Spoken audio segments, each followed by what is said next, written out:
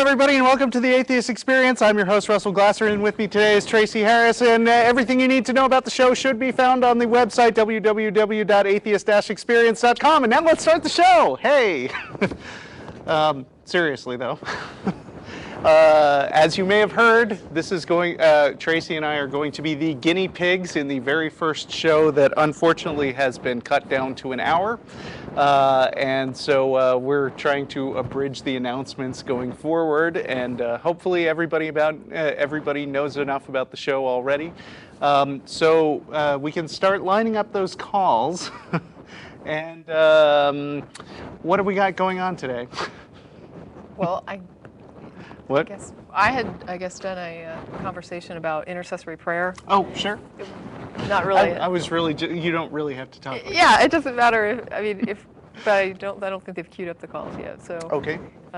Yeah, it was just somebody had asked about a quote that I had put on a Facebook, and it said, "Give a man a fish, and he'll eat for a day.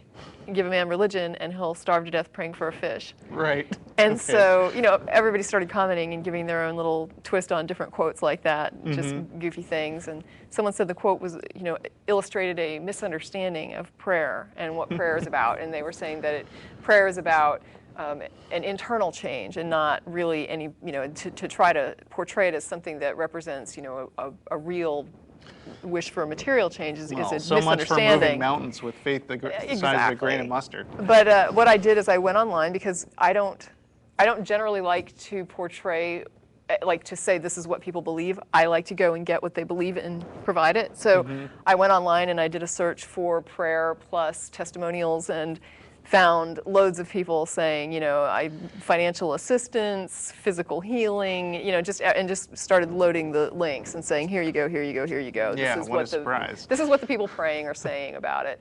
And, yeah, go ahead. Yeah, I mean, the thing is, people believe so many different things about prayer that, people believe so many different things about everything that I always kind of wince when somebody says, that's not what people were, that's not what it really means. Because what it really means is open to interpretation. Right. And it's like that lady who called for the last 2 shows in a row and kept saying that she knew stuff because she had personal experience, and and those other people who interpret the Bible their way are just wrong, and trying to present herself as like the more open-minded one who understands the real interpretation of it, when she's just the opposite side of what they're doing. Exactly. And I came up with an analogy for the idea. I think the idea came up that, this helps people because it gives them hope. That's not Russell Glasser. Helps people because it gives them hope, and it gives them something positive in their life, and that the idea that something is going to help them. And I said, well, let's just say that I live in a city and I take an ad out in the local paper, and I say that I'm a businessman with a load of experience, I'm retired, and I'm so touched by the economy right now and what's going on and all these people losing their jobs that I'm willing to, for free, help anybody find a job based on my connections and my experience with the economy and with business in the town. And all you have to do is, I live in a house outside the city, you have to drive an hour, come and meet with me, talk to me for 30 minutes, and then drive back, give me your resume, a vitae, whatever you've got, and I will then use that to try and hook you up with some of my connections, get you work. So a reporter hears about this and says, wow, what a nice thing to do. Just the goodness of your heart, help people out because you care. Comes down and says, how does this work? And I say, well, they come down, they bring me the resume, they talk to me for 30 minutes, and then they leave. And he's like, and then what do you do? Do you meet contacts? And I say, no, I just take their stuff and throw it in the garbage. And he's like, well, you don't do anything? No, I just throw it away. I don't do anything. But I like to think that I'm giving these people hope. Because they believe when they leave that there's somebody helping them, somebody that has the strings that they can pull to get this person a job, that you can that they go away feeling like they've got that extra help to get a job now. And who would think that I'm anything but an ass for doing such a thing? And even if it's just 2.5 hours of someone's time, does it it's a cruel thing. It's a Yeah, I mean, there's a way in which that does make people feel better and might improve their day somewhat. And the value of wasting somebody's time, you could say, is pretty small. And that's exactly the sort of arguments that you see for religion. Right, but who would defend that? Yeah. If it was really being done to someone, you would think it was a cruel thing to do. But there is a lot of time wasting that goes on with people who believe in the supernatural, like those people who are psychic consultants for detectives, right? Oh, yeah. I mean, they come in, and apparently some number of policemen actually believe that they are capable of discovering stuff about the case that nobody else knows. And it's like, well, what's the harm?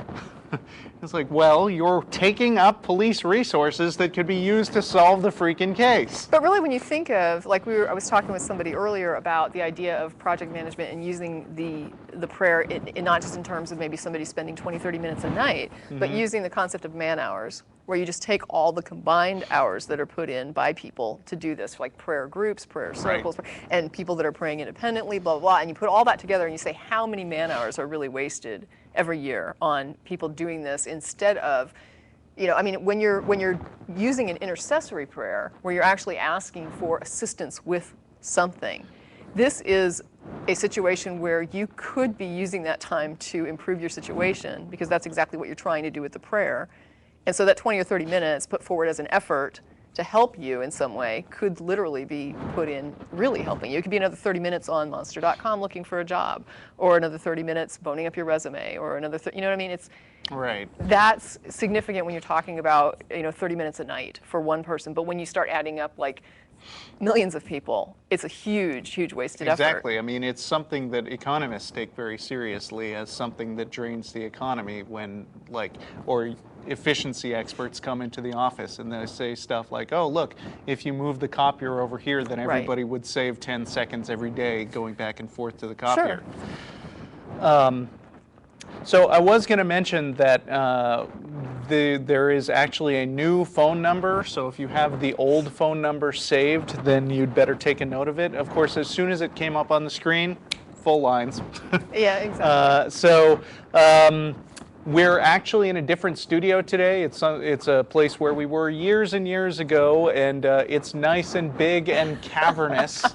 You guys can't see it. It looks about the same, but it's pretty cool. Barely makes up for our shortened time span. And this is going to be the one and only time that I'm going to go ahead and say this number on camera, so use it responsibly. It's 512-472-2255. So you out-of-towners, make a note of it, and of course only call when the show is going on. So we do have full lines, but our diligent screeners are busy doing their job, so I don't know who they are yet. So do you have anything else to say on intercessory prayer? Yeah, just that I added to my analogy the idea that churches actually will charge people by way of promoting tithing and saying that people have to tithe as part of their memberships, basically, so that when you join the church, you're money as well as time. So what if I, in addition to throwing out their resume, charged them for the service? Oh, yeah. And then I said, well, what about churches that teach that, for example, you can pray for your child to be healed, but you can't take them to a doctor? So what if, in addition to me taking these people's resumes, I said, you have to give me your money and you can't independently seek a job? And then I threw their resume in the trash.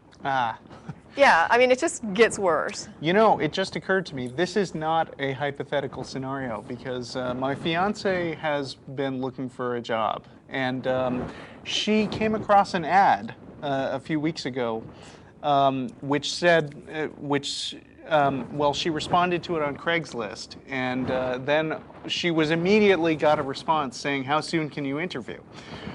So she schedules an interview for the next day. She's all enthusiastic and excited. Oh, I got an interview. That was so easy. And then the interview that she signs on to turns out to be a chat room, or give the appearance of a chat room with like 200 people in it. And a bunch of prefab questions. And we tried typing stuff into the chat room, and you weren't actually talking to these people. But it was like recruiters.com, where they were apparently recruiting other recruiters. So I said, this is an MLM scam. Close the page. Wow. And then and then for several days she got like lots and lots of constant messages saying, you know, we still are able to interview you. Why don't you get back in touch with us? Even after she mentioned that she was not interested in this. And it just makes me so furious because a financial scam is one thing, but to take advantage of people who are already down on their luck looking for a job at the moment is just disgusting. I absolutely agree. We have an actual call. Yes, we do. Shall we go to it? Do it. Okay. One thing I didn't mention in my new abridged announcements is that we're still going to Threadgill's after the show if you're local to Austin, but because the show is shorter, dinner is sooner.